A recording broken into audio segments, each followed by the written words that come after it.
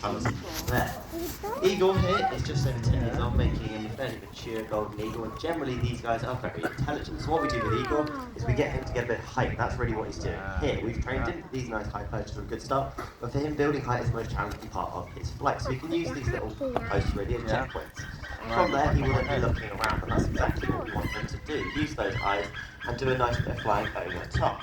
After that, you can see he'll circle a little bit, hopefully not land, come all the way back round, and if you land, we just reduce that snap to be a bit smaller. Now this is all part of the Eagle's training here. We're working on getting him to get that really good height. For him, height is going to be the most difficult part of his flight. If he can't build that height up, that is really going to put a lot more effort into the flights he has to do.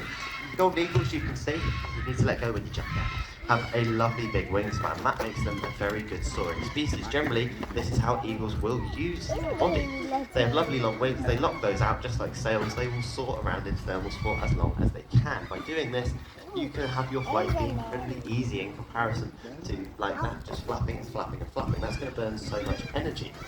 Golden eagles are intelligent. They're going to work us out very, very quickly. So what we do is we just stand here. That makes it look very boring, but what he's got to do is work this out for himself. I cannot climb that telegraph pole, quite frankly, so I cannot tell him to go up there. We just have to wait and let him work it out. Once he does, he will then, you see, pop out his wings and try and work out where the wind is going. The wind is really quite challenging for Eagle there. Once he takes off, we again bring a little bit of food over here, pop it on the perch, and tell him he's done a very, very good job. That trains him. If you go up and get that height, do a nice circle, that deserves a clap. Yeah, it was fantastic, isn't it?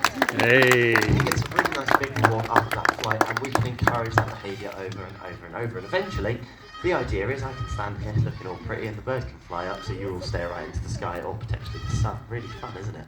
He should be able to do that for quite a long time. Again, his body is very well designed for these kind of flights and this habit. It's not going to take him too long to try and build that height. Now in the wild, these are found all across the Northern Hemisphere, so we find them in Scotland and the UK. And they really do quite a lot of flying around there. Eagles are typically nomadic, spending the first couple of years of their life flying around just for the fun of it. They can get a good bit of distance, and using those thermals, got a bit of food there, Eagle. Just a foot sticking out there. Come on, swallow it in. It's not pretty. No? Yeah, you go hide. By using those thermals, they can really go a long, long way and not have to do too much work. So those birds get very fit very quickly. When it comes to hunting, they have to use several different strategies because they're not all going to have the same settings around them. So what they do is if they are in mountains, they will go up nice and high and dive down. The golden eagle can reach speeds of about 200 miles an hour. Pretty good, enough to take down most prey they want to. They're really only limited by what their feet can deal with, and they have incredibly strong talons. So Eagle here, in the wild, he would be looking at rabbits as the easiest source of food, potentially carrion as well. They've been seen on dolphins, seals, really anything around beaches. And when they do not have this as a source of food they can find, they will then have to do their own hunting. This will include pursuing rabbits along the field, can be potentially manoeuvring through woodlands. They've got fairly round wings with a really wide tail, so turning is not too much of a challenge for them at all.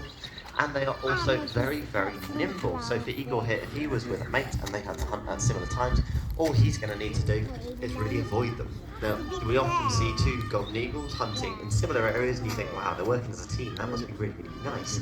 Quite frankly, they're trying to avoid each other and get their own food. It looks like they're hunting in tandem, but they really don't want to. These guys are incredibly precious over their meals, and if someone else is coming in to steal that food, well, they're not your friend anymore. Oh, cut the brakes, the wind got you there, didn't it?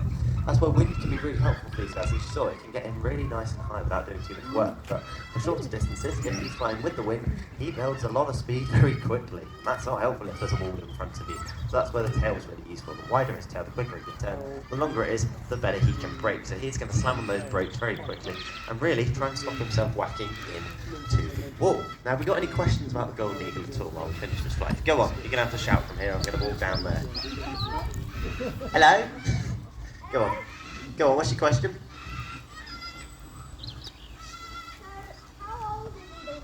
He's just over 10, so in the wild these guys are going to live potentially up to 25, 30. In captivity they can push more, 40, potentially 50 at a really, really big push. But that is going to be quite a challenge for these guys. Eagles generally mature a lot slower than other birds, so he will have reached maturity about 5-6 years old, and before that he really is just a juvenile. He'll be flying around enjoying himself, slowly learning how the world works and gauging roughly when and where he needs to hunt. These guys can store food very well, so if he takes down a deer, say in a mountain, he picks it up, drops it off the side of